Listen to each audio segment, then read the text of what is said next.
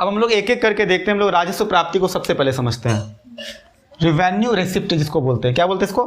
Revenue receipt RR. अब ये revenue receipt क्या होता है? देखो, रेवेन्यू रेसिप्ट का मतलब होता है, ये भी एक प्रकार की क्या प्राप्ति ही कहते हैं। सरकार कुछ ना कुछ लेती है। रेवेन्यू रेसिप्ट का मतलब होता है एक ऐसी प्राप्ति जिसके वजह से सरकार की कोई लायबिलिटी ना हो। एक ऐसा रेसिप्ट जिसके वजह से सरकार की कोई लायबिलिटी भी ना हो और ना ही सरकार का कोई एसेट क्रिएट होता हो। मेरी दोनों बात को समझना, ना ही सरकार की कोई लायबिलिटी जनरेट हो रहा है और ना ही सरकार की कोई एसेट जनरेट हो रहा है। इसका क्या मतलब होता है? सबसे पहले हम लोग एसेट और लायबिलिटी को समझ लेते हैं कि एसेट क्या होता है और लायबिलिटी क्या होता है। एसेट उसको कहते हैं जिससे कि हम लोग को प्रॉफिट फायदा हो, मतलब प्रॉफिट हो। एसेट किसको कहते हैं? ऐसी संपत्ति जिससे हमको कुछ प्रॉफिट मिले उसको क्या बोलते हैं? एसेट। और जिससे कुछ प्रॉफिट ना मिले उसको क्या बोलते हैं? लायबिलिटी। जैसे एक सबसे अच्छा एग्जांपल देना, जब बैंक किसी को लोन देती है, जब बैंक किसी को लोन देती है तो वो लोन क्या है? जब वो लोन देती है उससे उसको क्या मिलने वाला है? प्रॉफिट होगा ना। यानी कि वो जो लोन है, वो जो ऋण है, वो इसके लिए बैंक के लिए क्या है? एसेट है कि नहीं? जितना भी हम मार्केट में पैसा देंगे, लोगों को कर्ज पे पैसा लगाएंगे, तो वो जो पैसा हम जो लोगों को दे रहे हैं, जो लोन है, लोन हमारे लिए क्या है? एसेट है ना। एसेट क्रिएट हो रहा है ना। बदले में हमको पैसा मिलेगा, हमको पैसा देना है किसी को नहीं ना। बैंक को पैसा चाहिए, बैंक को तो किसी को नहीं देना है, तो उस हिसाब से ये बैंक के लिए क्या है? एसेट। आप समझना, लायबिलिटी क्या होता है? लायबिलिटी किसके लिए हो जाएगा? पब्लिक के लिए। पब्लिक जब किसी से पैसा लेती है, जब तुम किसी से कर्ज लेते हो, तो कर्ज लेने का मतलब क्या है? कि तुमको उसको लौटाना पड़ेगा। कर्ज लेने से कोई प्रॉफिट होता है क्या? नहीं ना। जब तुम कर्ज किसी से लेते हो तो बदले में तुमको क्या चुकाना पड़ता है? ब्याज। बदले में तुमको क्या चुकाना पड़ता है? ब्याज।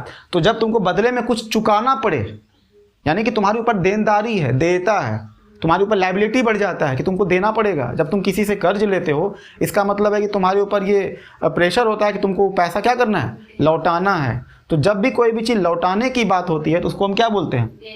लायबिलिटी। क्या बोलते हैं? लायबिलिटी। और जब कुछ किसी को देने के बाद हमको प्रॉफिट होने वाला हो, उसको क्या बोलते हैं? एसेट। मजाक में समझना, भारतीय समाज के हिसाब से मैं जो फेमस मजाक है उसके हिसाब से बताते हैं। जैसे लड़के और लड़कियों के बीच में यही फ़र्क है।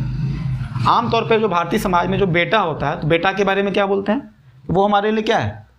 क्यों? क्योंकि हमारे साथ वो बुढ़ापा तक रहने वाला है और उससे हमको क्या होने वाला है? प्रॉफिट। तो बेटा को किस रूप में देखा जाता है? एसेट। जबकि बेटियां को लायबिलिटी है, क्योंकि हमको क्या करना है इसके साथ साथ, मतलब बेटी है तो हमको क्या देना पड़ेगा? मेरे ऊपर भार बढ़ा, देनदारी बढ़ा, हमारी देयता क्या होगी?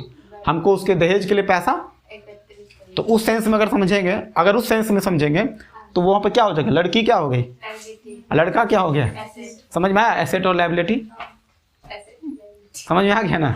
अच्छा, मेरे पे एग्जांपल लागू कर रहे हो ना? ना, हमको नहीं बनना है, ना हमको एसेट बनना, ना हमको लायबिलिटी बनना है। हमको ठीक है, नॉर्मल है, ठीक है। अरे भारतीय समाज में आप भी है ना भैया। अब जरा सा समझना।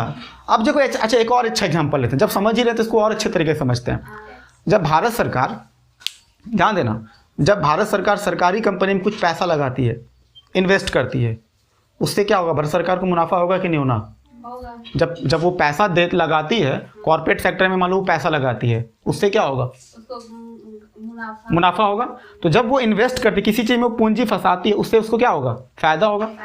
लेकिन मान लो भारत सरकार जब किसी को कोई चीज़ देती है और उससे कुछ प्रॉफिट नहीं होने वाला, जैसे कि तुमको सब्सिडीज मिलती है ना, भारत सरकार तुमको क्या देती है? सब्सिडीज देती है ना। तो उससे सरकार को कोई फायदा नुकसान होता है क्या? नुकसान ही होता है, फायदा नहीं होता है।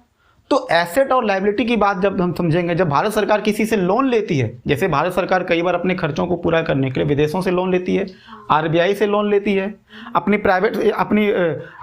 डिसइन्वेस्टमेंट भी होती है। डिसइन्वेस्टमेंट का मतलब होता है कि जब भारत सरकार अपने सरकारी कंपनी को बेचती है, इसको कि निजीकरण कहते हैं, प्राइवेटाइजेशन कहते हैं।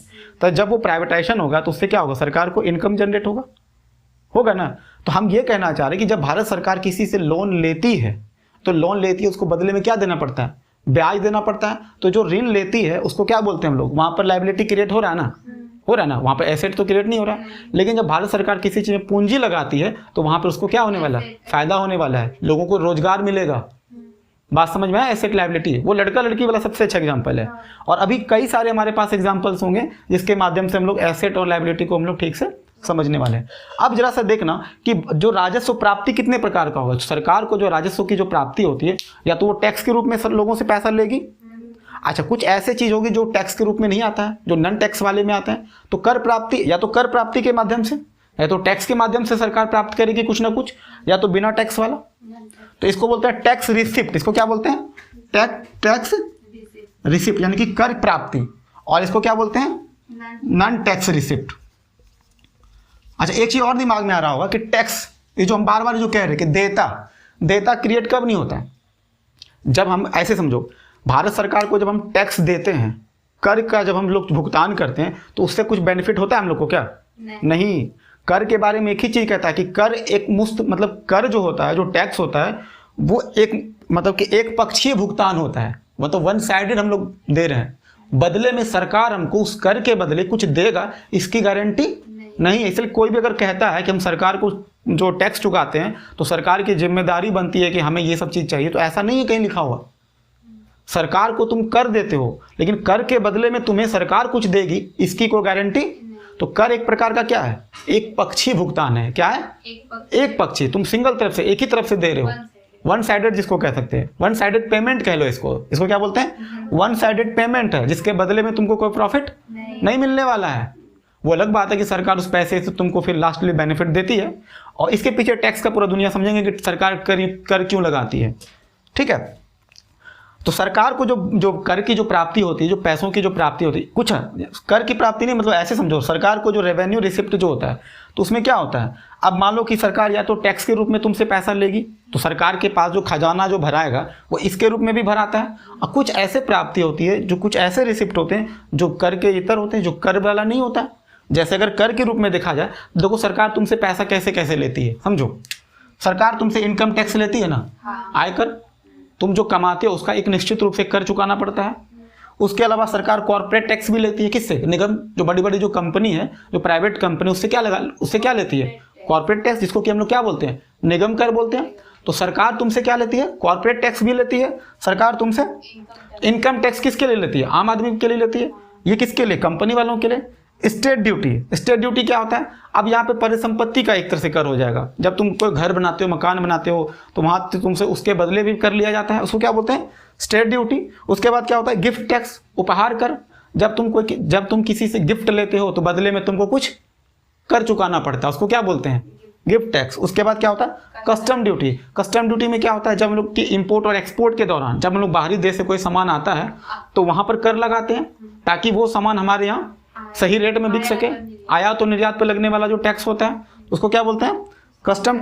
उसके बाद एक्साइज ड्यूटी भी लगता है। उसके बाद सेस टैक्स, बिक्री टैक्स। देखो, अलग अलग करके सबके बारे में हम लोग आराम से पढ़ने वाले हैं। टैक्स कितने तरह का होता है हम वो भी आराम से पढ़ेंगे, क्योंकि हमको भी समझना क्या है, हमको बस मोटा मोटी ध्यान रखना है कि सरकार की प्राप्ति किस तरीके से होती है। इतने प्रकार से सरकार की क्या होती है? प्राप्ति होती है। अच्छा, नॉन टैक्स में क्या हो जाएगा? जैसे सरकार तुमसे कोई फी लगाती है, फी। उसके बाद क्या होता है? फाइन्स। कभी कभी सरकार तुम पे जुर्माना ठोकती है। जैसे तुम बाइक चलाते हो बिना हेलमेट के, तो सरकार तुमसे क्या लेती है? जुर्माना लेती है। देखो, ध्यान रखना, सरकार तुम पर जुर्माना इसलिए नहीं लगाती कि सरकार को इससे इनकम जनरेट करना है। सरकार तुम पे फाइन इसलिए लगाती है ताकि तुम सही तरीके से रूल्स रेगुलेशन को फॉलो करो, तुम सही कानून को सही तरह से फॉलो करो, इसलिए तुम पे लगाती है। अब फी क्या होता है? कि सरकार का कोई फैसिलिटीज, अगर तुम मतलब सरकार की कोई सुविधा तुम इस्तेमाल करते हो तो बदले में तुमको क्या चुकाना पड़ेगा? फीस देना पड़ेगा। जैसे अभी हम तुमको पढ़ाते हैं और बदले में तुमसे अगर फी लेंगे तो वो क्या हो गया? तुमको हम सर्विस दे रहे हैं, और सर्विस के बदले जो तुमसे ले रहे हैं उसको क्या बोलते हैं? फी। समझ में आया? इसको क्या बोलते हैं? इसको क्या बोलते हैं? शुल्क। फी को क्या बोलते हैं? और फाइन को क्या बोलते हैं? जुर्माना। तो फी को क्या बोलते हैं? शुल्क। शुल्क किसके लिए होता है? जब तुमको कोई सुविधा दे रहे हैं और बदले में तुमसे क्या ले रहे हैं? पैसा ले रहे हैं, तो उसको क्या बोलते हैं? ठीक है। उसके बाद फाइन, जब तुम गड़बड़ करते हो। उसके बाद क्या होता है? स्टेट। ये आराम से बताएंगे स्टेट क्या होता है, फिर स्टेट के बारे में बताएंगे, स्पेशल असेसमेंट के बारे में।